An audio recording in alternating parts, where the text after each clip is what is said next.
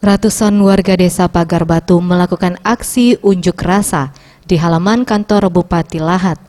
Aksi ini dilakukan untuk menuntut reforma agraria, serta penolakan terhadap perusahaan kelapa sawit Arta Prigel kembali menguasai lahan desa mereka.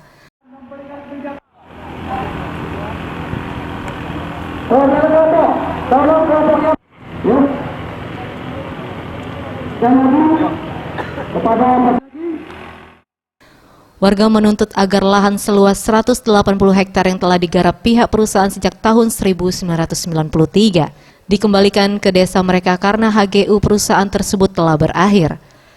Dalam orasinya, massa juga menuding pemerintah daerah telah melanggar Undang-Undang Dasar 1945, Pasal 33, Undang-Undang Pokok Agraria Nomor 5 Tahun 1960, TAP MPR Nomor 9 Tahun 2001, dan Perpres Nomor 86 Tahun 2018, serta membangkang pada nawacita Presiden Republik Indonesia.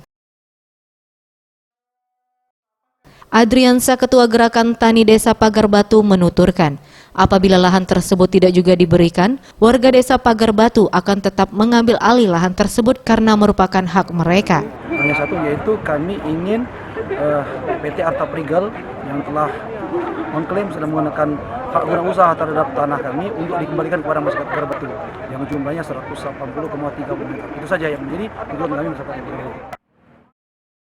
Terkait hal tersebut, Sekretaris Daerah Kabupaten Lahat Januarsyah mengatakan pihaknya akan mempelajari berkas-berkas yang ada dan berjanji akan memberikan lahan tersebut ke masyarakat desa Pagar Batu jika memang merupakan haknya.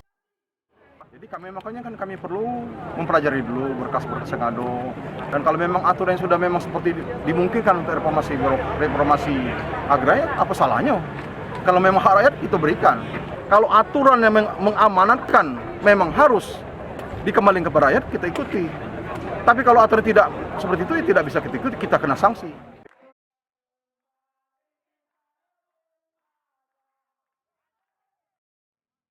Yudi, Sriwijaya TV.